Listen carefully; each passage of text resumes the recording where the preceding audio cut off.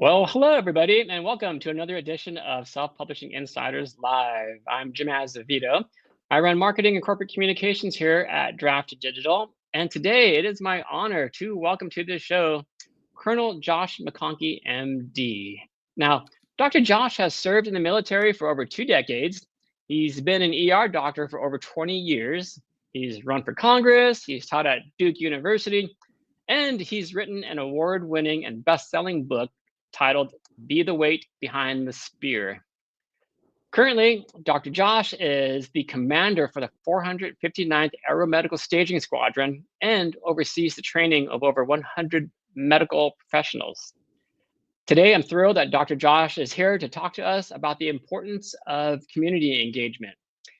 Community engagement is a topic that we address frequently on this show, but I can't wait to get Dr. Josh's perspective, coming from the ER, coming from the battlefield. So without further ado, Dr. Josh, welcome to the show, and thanks so much for being here. Well, thank you very much for the invitation. I feel very blessed to be here with you today.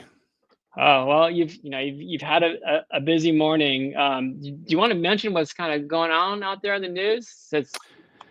It's been a very busy morning. As soon as I turned my phone on this morning, had a lot of pings. So the aircraft accident in Washington, D.C. with the airplane and the helicopter. I think most people have seen that on the news so far, but I do have some men and women that are involved in the response effort there. And, I haven't had a chance to talk with them. They've been up all night dealing with that. And, they're getting some rest right now, but it's a big news item right now for sure. Yeah. I want to talk about the book. Congratulations on the publication, the awards. It's a bestseller. Thank you. Yeah. What is the meaning of being the weight behind the spear? That's a phrase that you've coined yourself, right? What does it mean for our listeners out there? As a first-time author, it's done better than I would have imagined. I wrote this with a purpose, and my leadership ethos, be the weight behind the spear. It's my personal leadership ethos. I have it on one of my coin. I've got that in Latin that I hand out to men and women that do great things in my squadron. And it's a call to action for people to get engaged in their communities. I've been very fortunate. I've worked with special operations. I've done some very cool things with the State Department, and I've worked with some tip of the spear type individuals. Like, these are the men and women that jump out of helicopters and do some crazy things, taking out bin Laden, rescuing kids from the caves in Thailand in 2018 when they were in threats of drowning. That's the tip of the spear. I don't jump out of airplanes. I take care of people, but I take care so not everybody can be at the not everybody can do that stuff. I definitely cannot, but we can be the weight behind the spear. So each one of these special operators, they're heroes. They're real heroes. Every single one of them had a coach, a teacher, family members, a mentor in their life that gave them the amazing confidence to do what they do. And that's being the weight behind the spear. That's the best resource we have in this country, is our people. And that's what I want people to focus on, engage their communities. Absolutely. Okay. I want to ask you also, so you've been in the military for over 20 years. You've been an ER doctor for over 20 years. Can you talk about how your experiences on the battlefield, in the field and in the ER, how those experiences have kind of guided how you conduct your life as a civilian? We talked a little bit about this, as we were backstage enjoying hors d'oeuvres and whatnot, but I'm guessing you don't really stress out very much if you missed a deadline or you burnt the toast at breakfast or something like that. I've been in a very unique situation where I've been able to put two of my passions really together, with the military service and in the emergency department. I mean, that's service to your community. I was always the math and science and biology guy, growing up as a kid and in high school and college. And so I was fortunate enough to get into medical school. And the combat time really changed me as a person, as a provider, and it's all about perspective, right? So, most people here in the United States have not experienced like those levels of stress and just the horrible, terrible things that you see in combat. I've carried body bags of American heroes. I flew medevac. I did one air assault and that was the scariest thing I have ever done in my entire life, and I will probably never do that again unless, boy, we're in real bad shape. Yeah. But with those experiences, I found out very quickly that nobody really cares about how much money you have and what kind of car you drive, and they don't Yeah. care how big your house is. Like, you are here. Do you wanna live or do you wanna die? And you're here to take care of the men and women around you. So it kinda just changed my perspective on things. So when I came home, a lot of things that I used to care a lot about, I don't care about in the slightest anymore. Hmm. More about waking up every single day and trying to do something to make this country better. For the men and women that didn't make it off those battlefields, it's taken quite a few years to be able to talk about that stuff, and I wake up every morning trying to do something, to honor them, and Yeah. this book and that whole ethos and what I do in the ER every day, I just try to make my community a better place. Absolutely. Is that why you wrote the book, Josh? You just what Change. was that need? What was that need that you saw? You're like, you know what? No one's talking about this. We have to do this. Because you in the book you take a very firm stance. Like, there's this epidemic. There are multiple epidemics. There's this epidemic of depression and loneliness, um, and that's sort of the I guess that's sort of the mental illnesses that you see, but then you also see the physical overdoses of drug use and fentanyl as part of the epidemic as well. Did you just kind of need to put your fist down and say, "Hey, someone needs to do something about this"? And then I guess you realized, well, maybe I'm not somebody.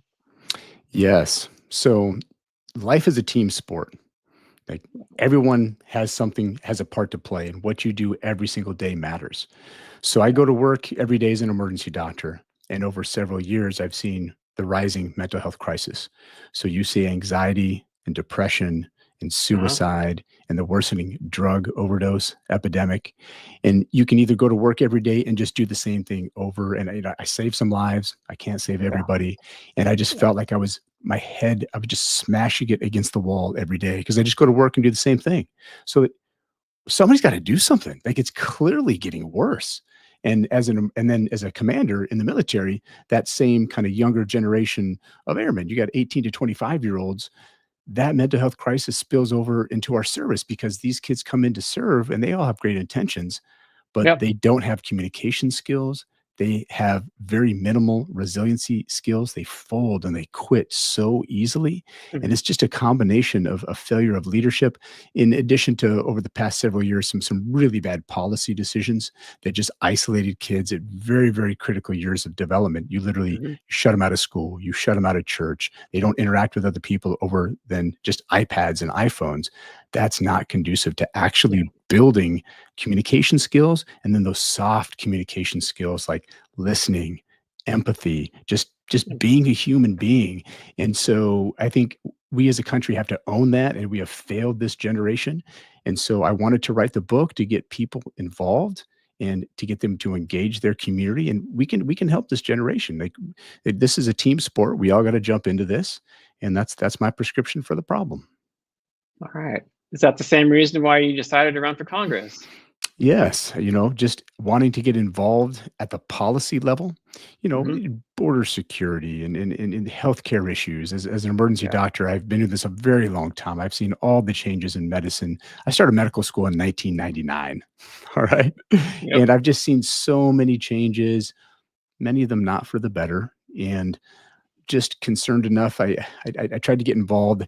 Unfortunately, I learned the hard way that you have to have a tremendous amount of money. I had a fantastic team, but I was outspent by $12 million, which is just bizarre. So, that's okay. We did the right thing and had a great team, and I don't regret it at all. I learned a ton. Good. No, it's important to surround yourself with a good team. From a business standpoint, even for our authors out there, I think we're all like at Drafted Digital. We're contending with other service providers out there who are very well funded from the venture capitalist community, or other just huge companies who are multiple times larger than us. I know that there are emerging authors out there as well who see their peers out there who are dumping tens of thousands of dollars into Amazon ads and Facebook ads and those types of things. But That's that's your the biggest perspective, decision. Yes, the biggest yes. decision you're gonna make is who you choose to surround yourself with. You can't know everything. I knew absolutely nothing about writing a book. I knew absolutely nothing about publishing. I just learned the hard way with the lumps and the bruises and making a ton of mistakes and getting taken advantage of. That there's so many scammers out there, Oh, but so many. I learned a lot, and fortunately, the book has been successful. It's won some awards now. Uh, it's a big learning curve, so just surround yourself with good people. You can't know everything. That's leadership 101. Know what you don't know, and then surround yourself with good people that do. Yeah. So how do you get to the point, Josh, then of jumping? Because maybe we can shift the conversation toward fear and fear management. Um, Yes. Fear of because failure. Yeah, it's well, a yeah, well, fear could like it could be a motivating factor depending on upon your perspective, maybe some of your life experiences, or maybe that fear can be paralysis. Maybe it'll stop you in your tracks and make you want to cower up and not take that risk. So, how do you go about managing that fear and when you think about the next risk that you may or may not take? You personally, but then how would you yeah. advise maybe those younger men and women in the service, like how they can navigate through their careers, but also in life? So again, you throw that perspective in there. Hmm. What's your perspective on failure? It's like number one, failure is a fantastic motivator, right? Yes. I've done that with the residents and in resident education with young doctors for many years now. Failure is a fantastic motivator. You don't learn something correctly or you don't study hard enough and you kill someone. If that doesn't motivate you, then you are in the wrong field. All right. You do not need to be a doctor. So number one, right there. Failure is not a bad thing in other respects, right? You know, learning from those mistakes. If you're not failing, you're not pushing yourself hard enough. You're not Yeah. taking big enough risks. You can do more than you think. You just have to jump into it. Just don't you just refuse to give up. Like these special operators that go through selection courses, the Navy SEALs and Green Berets. Yeah. These guys have a mental fortitude in addition to just crazy physical Division 1 level, NFL level athlete skills, but the mental fortitude, they just refuse to quit.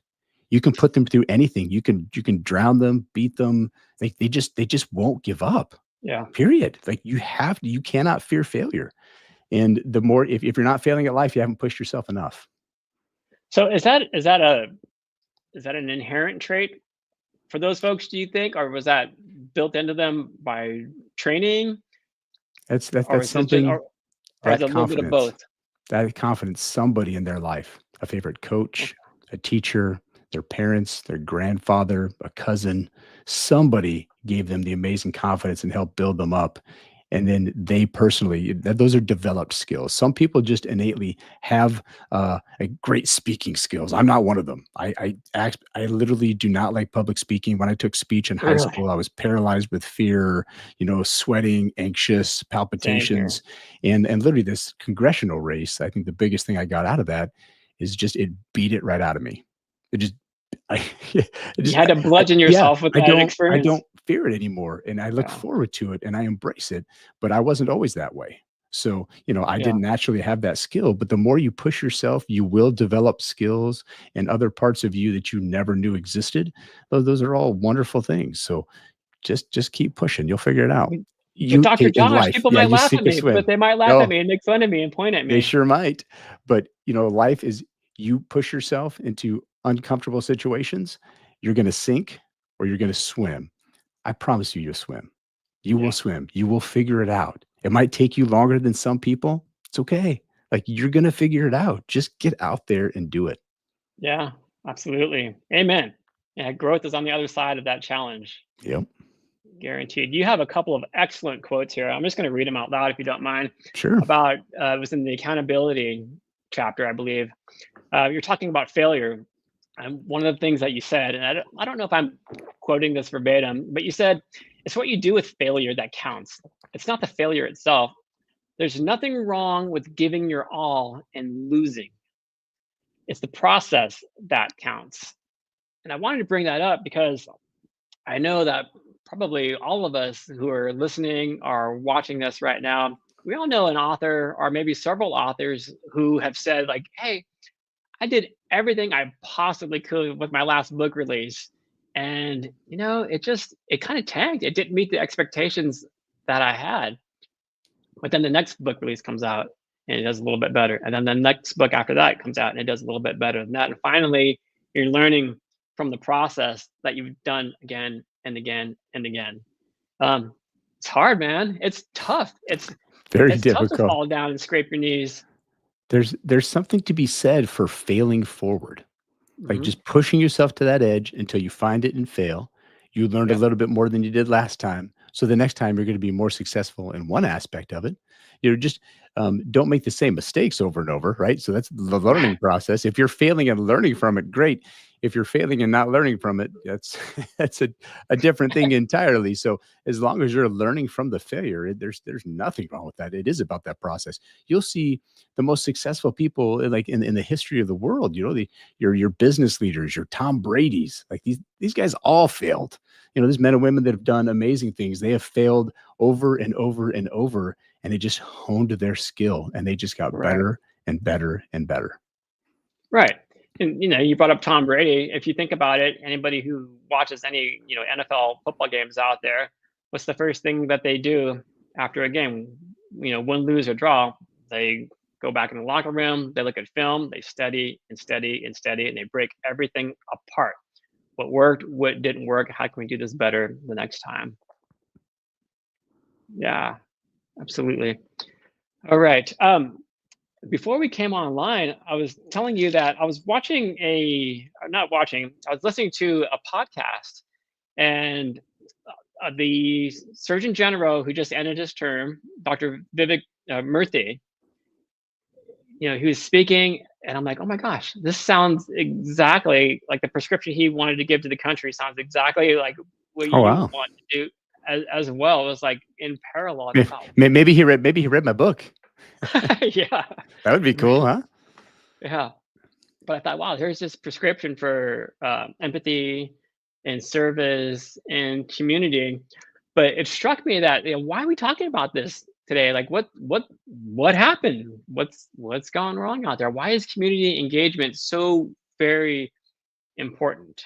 We've talked about this, about community engagement and authors and publishers and their ability to build that involvement, that sense of belonging, that identity with their tribe to help them, get their books out into the world. But is there a reason, Josh, why this has become so much more important now? It's become more of an endemic, issue with just some of the policy changes that were made over the past Hmm. 3 or 4 years. There's certainly, some areas of the country were more heavily impacted than others, but just the physical isolation that everyone went through for like a 2 or 3 year span was not Mm, good for mental health, yeah, and it was horrific on the development. So there were kids that missed out on high school interactions and proms and high school yeah, graduation. They were literally a contingent of those same individuals. Then they missed out on their college graduations, for other reasons. yeah. It just they're missing out on milestones, those things that are celebrated, that are like those Hmm. core memories that get formed and really make them who they are, were stolen from them. And so there's a void there that you're now seeing because that group of individuals is now coming out of high school and coming out of Yeah, college, and they're looking for jobs. They're trying to get into the workforce, and there is just monumentally higher levels of anxiety and depression and suicide. And those are it's a crisis. It's a healthcare crisis, and it's something that has to be addressed. I'm sure that has a lot to do with why the Surgeon General would have been talking about it. sure. Yeah. Wow. Now, when my little girl, she was just barely going into kindergarten, when the pandemic hit. And then I have, of course, my buddies who have kids who are older and in high school and college. And when they were telling me what their kids were going through, just that perspective, it just blew my mind. It had such a heavier impact on them, of course, because Yeah, unless here they you've are. got a child in that age group and you just took away their entire senior year of football. You took away the dances and the social interactions and the high school graduation. I mean, that's just a rite of passage. I was just going Like to that say that's just just a rite of passage yeah, that it's just we're it's gone. It just never supposed to happened. have. it's kind of hard to progress those milestones that you, and then boy, some of them didn't even get college. I mean, wow, that's crazy. Yeah. Yeah. Gonna bring up a quick comment here from Alyssa Dollinger, who says, "I have heard that you learn better from mistakes than success." Um, you heard that, huh, Alyssa?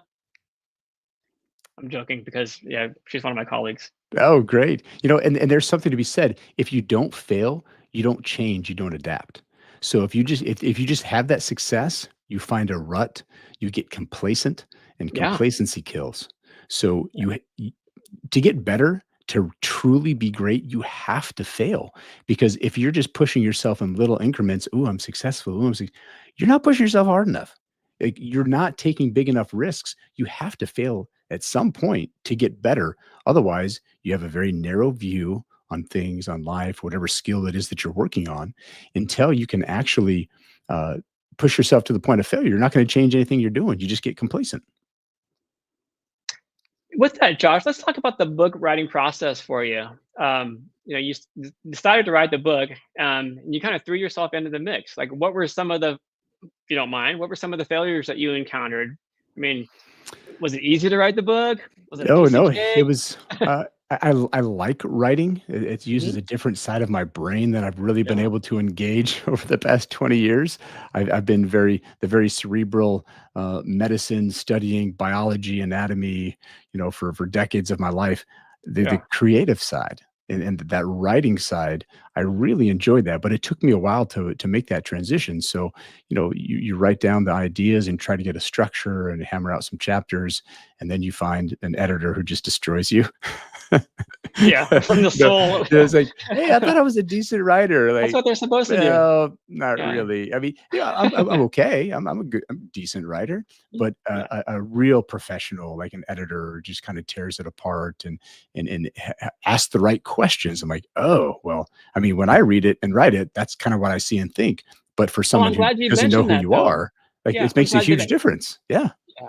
I'm sorry, Josh. I was just gonna say I'm glad that you mentioned that though, because there might be some authors who are newer who are listening or watching this who might feel like, well, I don't need an editor. I've heard that before in the past.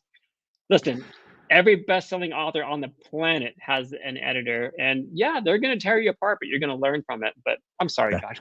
Go I on. I guarantee you there is not a single Pulitzer Prize winning author ever who has Yeah, just written that book and not bounced it off an editor. Ever. yeah, ever. Never. It's it there's you can always be better, and you can't see, and that's the catch. Some people have the ego that they can't get by, right? And they Yeah, take it as like a personal insult. Like, listen, you can't when if you really wanna be great, then you will learn from anybody and everybody. You can't have an ego. Like, tear me down.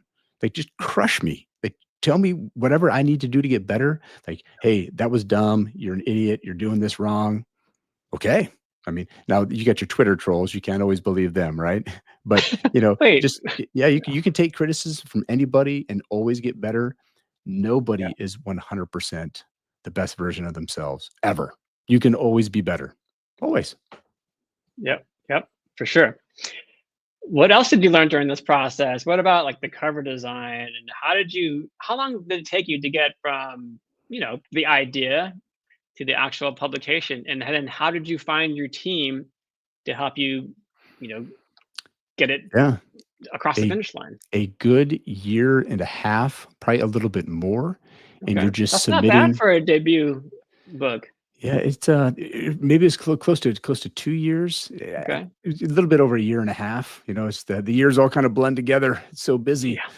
but failed many, many times, had no idea how to do a query or a pitch, and was Hmm. just sending to all these big, I've got some of my favorite authors. I've got the books behind me here, and I'm Yeah. just sending to these. I have no chance. They have no idea who I am. A first time Yeah. author. I'm just sending query letter after query letter and pitch and just failing miserably. And then finally went to some of the independent publishing and just sent, oh, I have no idea, tons and tons of those, until I found Okay. Wisdom House Publishing right here in Okay. Chapel Hill.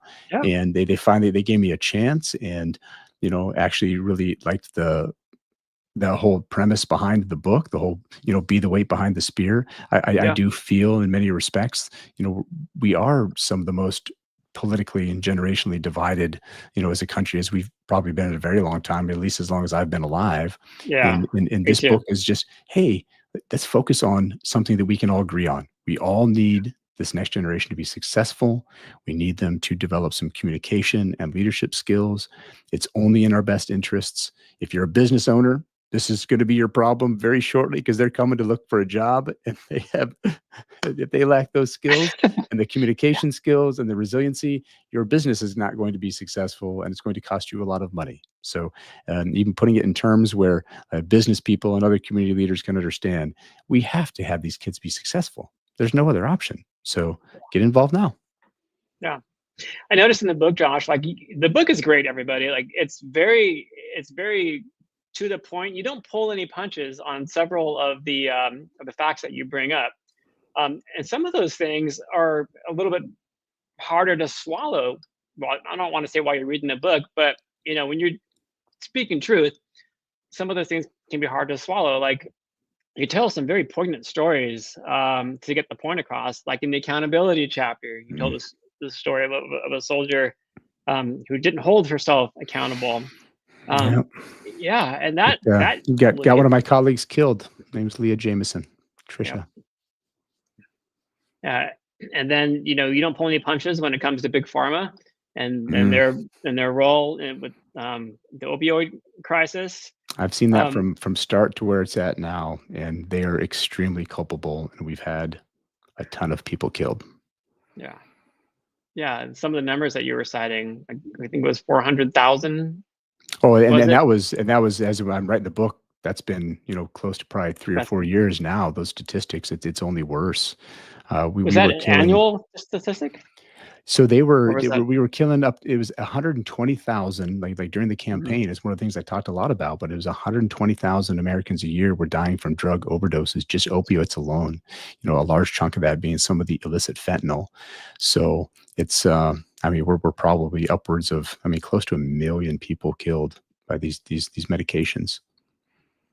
Wow. And you don't see, I don't want to refer to you as a politician, but you don't see politicians like, I mean, it feels like you just want to scream. Like, what are you guys doing out there? People in power, do something about this. Why is that not happening? Why don't you see? I don't know. Maybe I don't want to get the whole conversation Yeah, yeah, it just, outside the a publishing lot of industry, but I'm just, there's lots of, bureaucracy and, yeah, democracy can be very messy and it's hard to get people on the same yeah, page. Things are very fragmented because it's so divided. Everything has to be left or right. Like, nothing. Nobody wants anything in the middle. Just some different agendas of certain groups of peoples and that leadership. Try to. There's different narratives that they're trying to fill instead of actually just solving issues. I tried to get involved. I ran a congressional race, was not successful. That was tough. I don't like to lose, and I really believed very passionately in the reason that I was running and still do. So now I'm just taking that and trying to make a difference with the book and a foundation that I've started, the Weight Behind the okay. Spear Foundation. And Oh, that foundation's a nonprofit organization to, promote volunteerism and community engagement. And we've been raising money for Western North Carolina right now. They just absolutely decimated in the end yeah. of September, Hurricane Helene. And, we're just doing everything we can to try to make that difference. And one way or another, I will get it done. I am extremely persistent. You better get back out there again. Because when listening to your podcast and watching, interviews that you've given, you can see the passion behind your eyes and hear it in your voice. Like, kind of ticked off a little bit. Yeah, thank you. Yeah, I'm just that accountability, like Yeah. this is my problem. It's every American's problem. And when you have that ultimate accountability, that's just some of the mindset that your special operators will have. Everything's your Mhm. problem. There's no passing the buck. There's no, oh, somebody else will deal with that and take care of that. Like, no, no, it has to be you. Like you're sitting What at ab- home right now with your family, your community. Like it has to be you. Get out there and do it. but what about the people who would say to you, "But Josh, I there's a reason why we elected these officials. There's a reason why I did all this research and I checked the box for the people who I thought were going to provide that service for me." Yeah. Do I still have to get off my butt and do something? Yes, you do. If you are going through life with the thought that, "Oh my gosh, my government's gonna be here to save me," then I I would argue very strongly against that. So, it's gotta be you. It has to start with the people, and that's the All best right, resource. The best resource is not the government, it's you. perfect. Soundbite. Can people get to your foundation through the Weight Behind the Spear website? They can. So website, Okay, here it is. weight behind the spear, WEIGHT, and then it's slash foundation, and that'll get you to the Okay, foundation. okay, fantastic. Um, we've kind of touched upon this already, but can we talk about integrity a little bit? You know, Um, go ahead. absolutely. So integrity for me is the most priceless thing that you can have as a person, and was really tested. The chapter in the book, nightmares are dreams too. Yes. Oh, that was very, very hard. So, long story short, I moved to Texas and I opened a freestanding emergency department, had a 10% ownership share in that. We found out that the CEO Yeah. was embezzling money and he overcharged on payroll by about $130,000. We had to hire a forensic accountant, and then he was writing Oh, off lawsuits from other businesses. One of them had all these crazy sexual harassment allegations through our business to the tune of over $90,000. And then at the end of it, he just straight up stole like $650,000. But what brought that to a head was I had applied to a national security position on the National Security mhm. Council. I'm fellowship boarded in EMS, so disaster medicine. You think FEMA and those types of things, Yeah. and I have to go through a top secret security clearance, and they're asking all kinds of questions. And I knew about some of this activity, and so I went to this individual. I was like, "Listen, Oh, I have a security clearance. Like, I cannot be part of this." And so he sent me a $3.4 million bribe, no drawn way. up by his attorneys. Wow. And here, I tell you what, why don't you just sign all this? And then this is the little statement you're going to give. And here's $3.4 million. Well, I find out that with all these different lawsuits, he's been sued in multiple businesses. That's what he always does. So he always gives everybody a chunk of money and they all go away and sign non-disclosure agreements.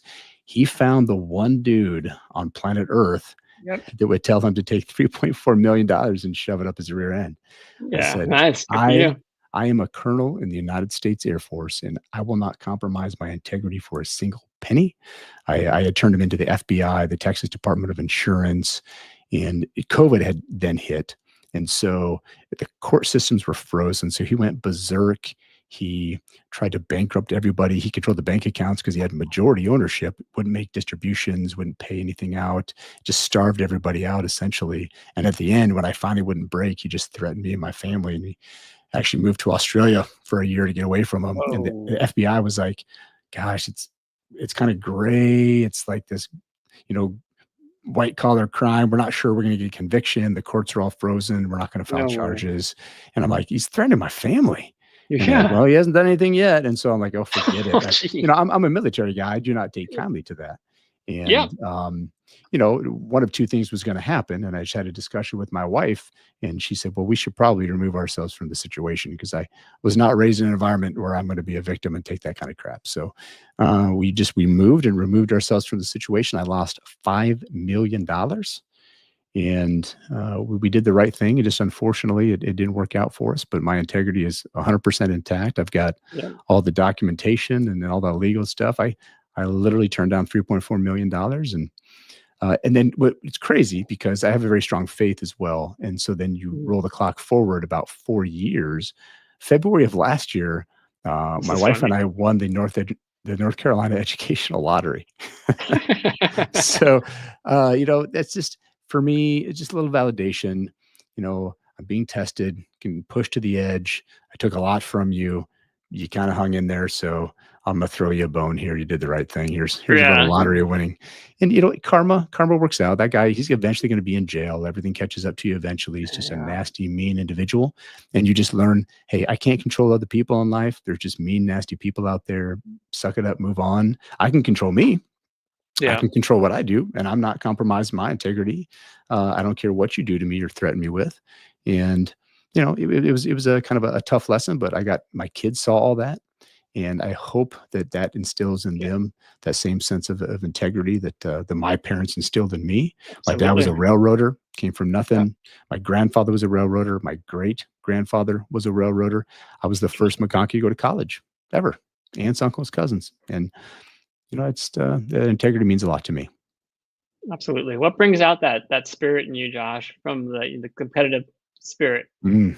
Well, You I mean, if you talk a little psychology, uh, my dad is just kind of one of those individuals where you never really did anything right. I mean, uh it, maybe to a little bit more of an aggressive point. So that probably has a lot to do with it. But just kind of me as a person, I'm just never satisfied. I always want to do more. I always want to be better. I refuse to give up. You read some books. Boy, one of the books that I've got up here, Unbroken, if you can see that on the binding right next to the Bible here. Unbroken. That Okay. story right there. Laura Hillenbrand wrote that book. And just that's like the best of America. I mean, that type of mindset. And it's very unique to Americans where we just have that spirit that we just cannot be broken. That's a fantastic book. If they haven't read Unbroken, go check that one out. Excellent, excellent. I'm gonna bring up another comment from one of our viewers here. Hi, Beth. Beth asks or says, I have a teenage son. This kind of goes back a little bit further in our conversation, Josh. But Mhm. Beth is saying, I have a teenage son, and I worry about how the cell phone captures his attention. Yes. Huge issue. You're seeing it addressed at a lot of government levels now. So Australia has flat out banned social media under age Mm, 16.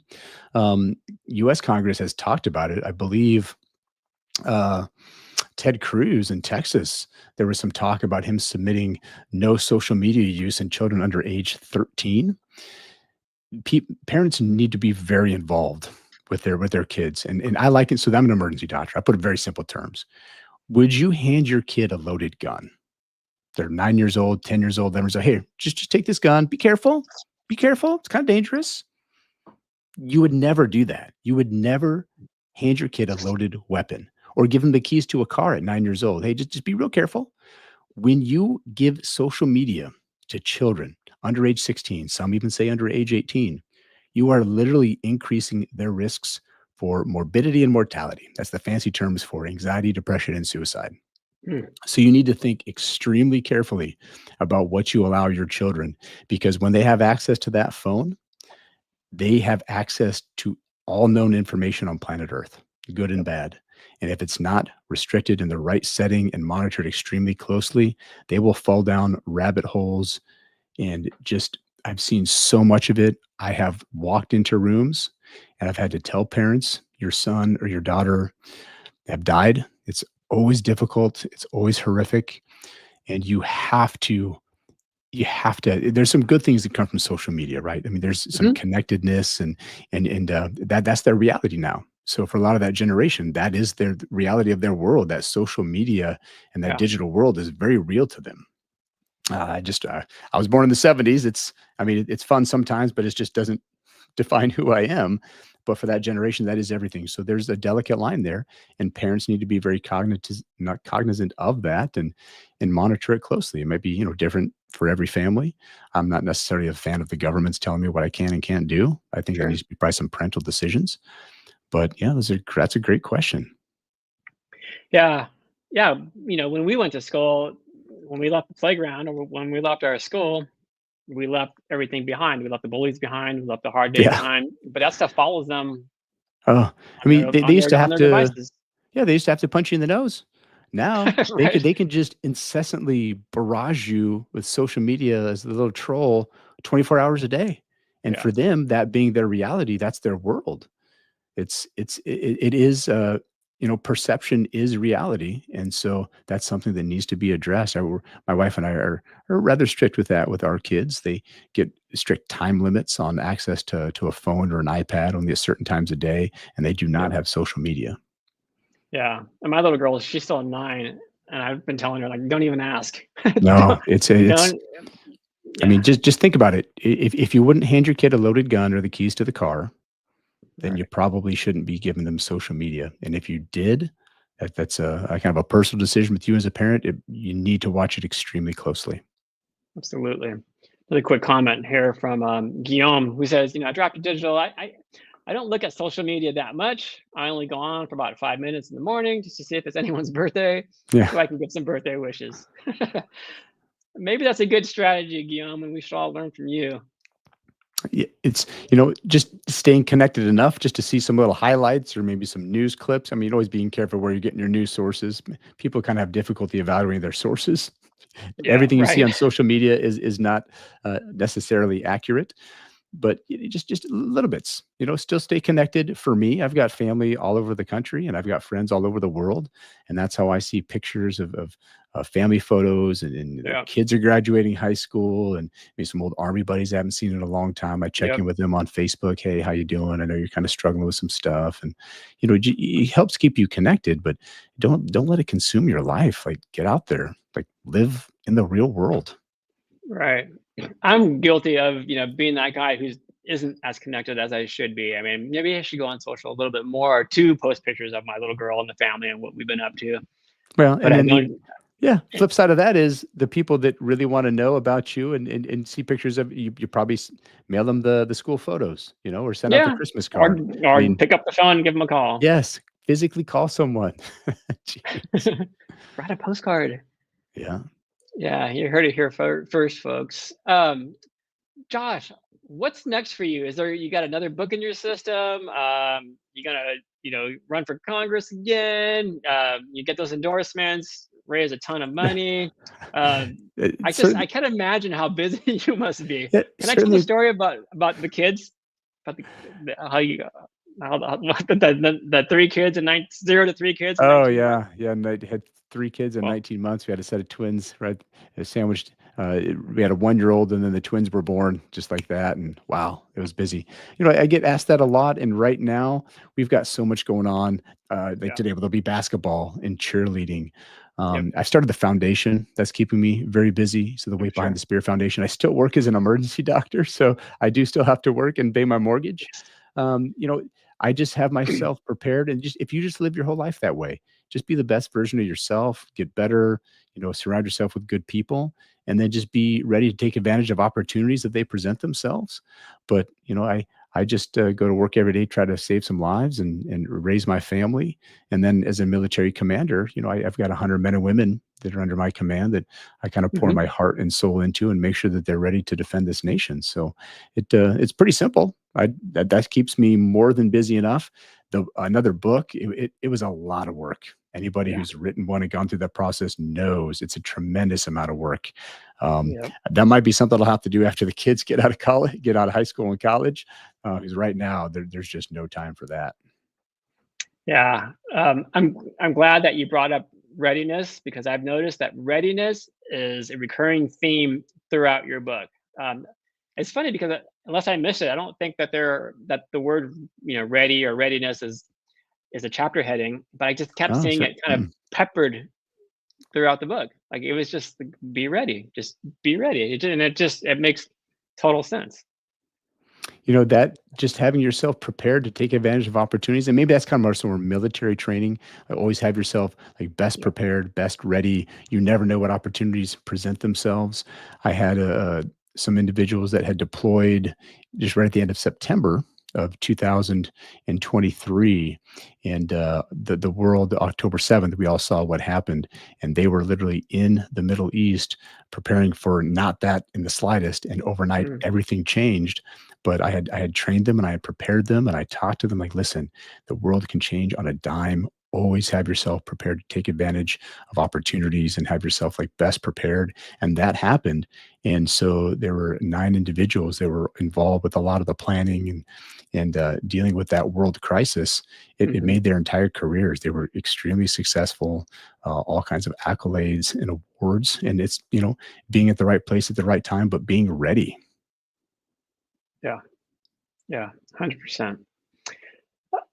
Well, I'm sorry to say we're at the end of our time already, Josh. And the conversation went It's been by like fun. that, as Yeah. it always does. It has been fun. I'm so appreciative of you being here and spending your time with us.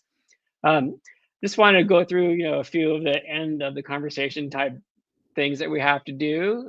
Just to remind our community, if you guys could please like, share this episode, comment, and subscribe, we do appreciate it, because we get to invite guests like Dr. Joshua McConkey onto the show to spread their expertise and advice with us all. And for those of you who are listening or watching, if you can be sure to bookmark d2dlive.com. If you bookmark that page, you'll see what next week's topic is going to be and which guests we have that are coming up soon. And finally, if you are an author who's maybe investigating self-publishing for the first time, you can sign up for a free Draft Digital account simply by going to draft2digital.com. I want to thank our guest once again, Dr. Joshua McConkey. Thanks so much for being here. We really, really appreciate your time. Thank you for having me. You betcha. And for all of our guests, our viewers out there in cyberspace, thanks you guys for joining us week in and week out. We hope to see you again here next week. And Josh, if you can just hang out in the green room for a second there. Sure. I'm just going to play a quick 30-second spot here, and then we'll catch up again. All right. Thanks so much. See you all next week. Ebooks are great, but there's just something about having your words in print. Something you can hold in your hands, put on a shelf, sign for a reader. That's why we created D2D Print, a print-on-demand service that was built for you. We have free, beautiful templates to give your book a pro look, and we can even convert your ebook cover into a full wraparound cover for print. So many options for you and your books.